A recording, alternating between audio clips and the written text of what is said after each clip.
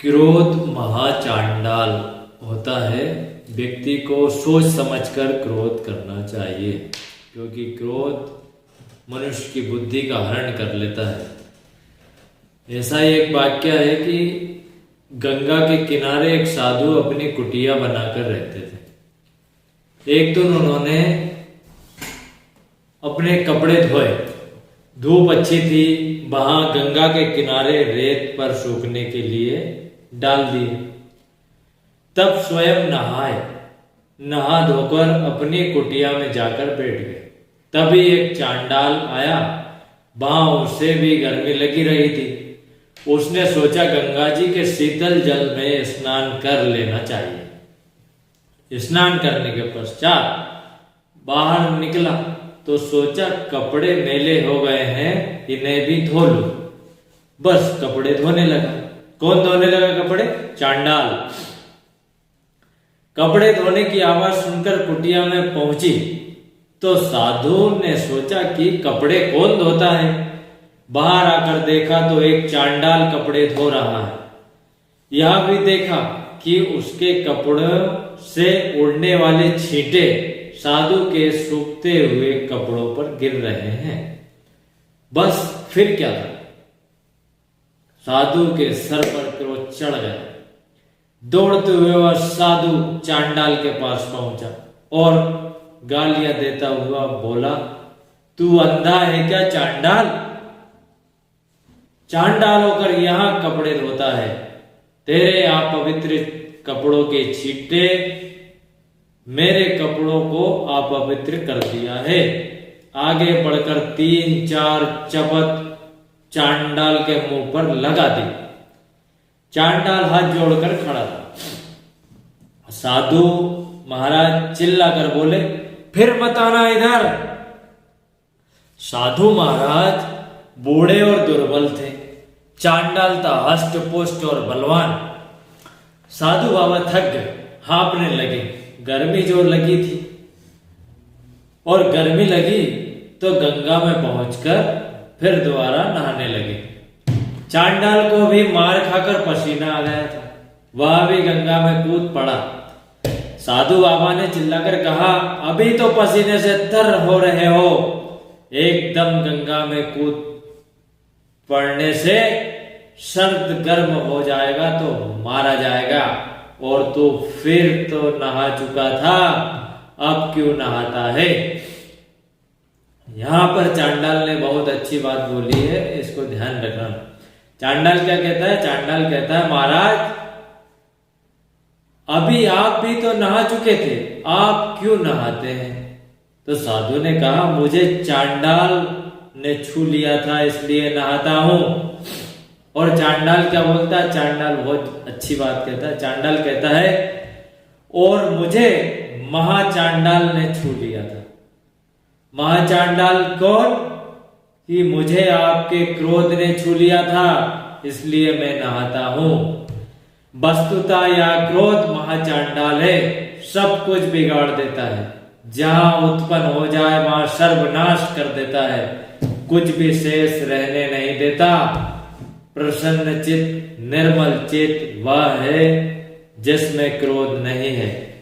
मन को प्रसन्न और निर्मल बनाने के लिए पहला साधन यह है कि क्रोध को अपने निकट मत आने दो, शांत और गंभीर बनकर रहो और इसी प्रकार से काम करो। ऐसा भी नहीं है कि आप क्रोध ही ना करो या किसी भी परिस्थिति में आपको क्रोध भी नहीं। क्रोध आता है व्यक्ति को, कई तरह की बातों पे क्रोध आ जाता है। क्रोध करना भी एक कला है। देखो अब क्रोध, उचित क्रोध किसको बोलते हैं? उचित क्रोध भी किया जाता है। कहाँ किया जाता है उचित क्रोध? इसको आप सुनिए।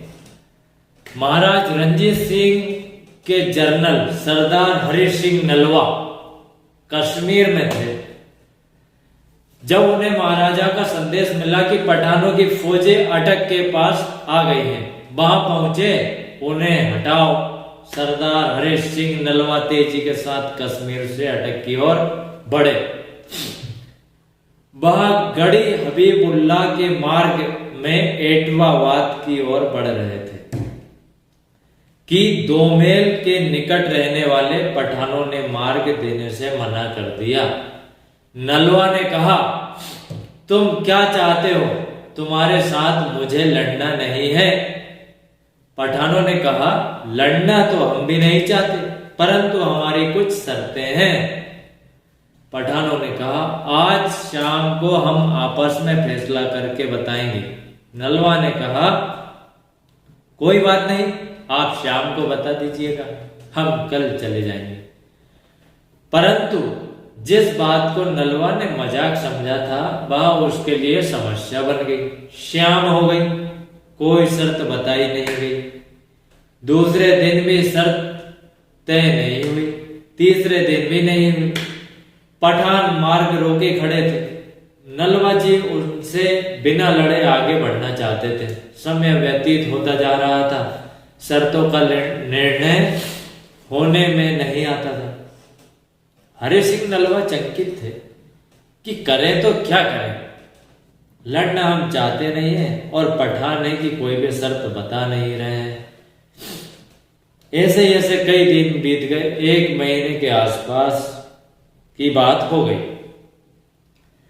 एक रात बाद सो रहे थे कि उस रात को ठप ठप की आवाज सुनकर जाग उठे। पास खड़े पहरेदार को उन्होंने बुलाया और पूछा, यह आवाज कैसी है? पहरेदार ने कहा, साहब वर्षा हो रही है। हरि सिंह नलवा बोले, वर्षा की आवाज मैं भी सुनता हूं, क्या मैंने आवाजें सुनी नहीं है? परंतु यह ठप ठप की आवाज क्या हो रही है? पहरेदार ने कहा, सरकार, सब लोग अपनी छतों पर चढ़कर मिट्टी को कूट रहे हैं। इस प्रदेश की मिट्टी ऐसी है कि कूटे पिटे बिना ठीक नहीं रहती। क्या बोले?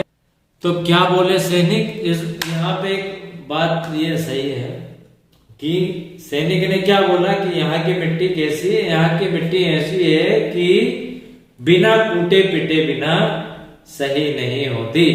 तो हरि सिंह एकदम चौंक उठे, बोले, क्या कहा तुमने? एक बार फिर कहो। तो पहरेदार ने फिर कहा, सरकार, इस इलाके की मिट्टी ऐसी है कि कूटे पीटे बिना दुरुस्त नहीं होती। नलवा जी हंसकर बोले, यह मेरी ही गलती थी कि इस मिट्टी की विशेषता को मैं समझ नहीं पाया। सेना को आज्ञा दो कि इसी समय पठानों पर आक्रमण कर दो। जहां जो मिले उसे वहीं पीट डालो। थोड़ी देर में हर और मारपीट होने लगी।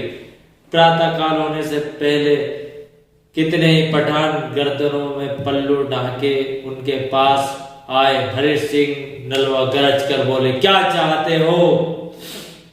पठानों ने सिर झुकाकर कहा, कुछ नहीं श्रीमान। हरि सिंह बोले, क्या शर्तें हैं तुम्हारी? पठानों ने कहा, सरकार, कोई शर्त नहीं है, मार्ग साफ है, आप जाइए, कोई आपको रोकेगा नहीं। यह क्या है? यह है उचित क्रोध, जो घर से बाहर और देश की रक्षा के लिए, उसकी स्वतंत्रता के लिए और धर्म की रक्षा के लिए किया जाए। ऐसा क्रोध आत्मदर्शन के मार्ग में रुकावट नहीं देता। आत्मदर्शन के मार्ग में रुकावट है वह क्रोध जो घर में किया जाए, स्वार्थ के लिए किया जाए। ऐसा क्रोध घर को, परिवार को, जाति को, देश को, सबको नष्ट कर देता है। ऐसा क्रोध बुद्धि को नष्ट कर देता है। बुद्धि के नाश होने से सर्वनाश हो जाता है। इसलिए क्रोध नहीं करना चाहिए। क्रोध बुद्धि को हर लेता है। इसलिए क्रोध कैसा करना चाहिए? क्रोध करना चाहिए उचित मर्यादा के अनुसार। क्रोध होना चाहिए। वीडियो पसंद आए तो लाइक, शेयर और सब्सक्राइब जरूर करिए और वीडियो को शेयर करते जाइए, शेयर करते जाइए, शेयर करते जाइए।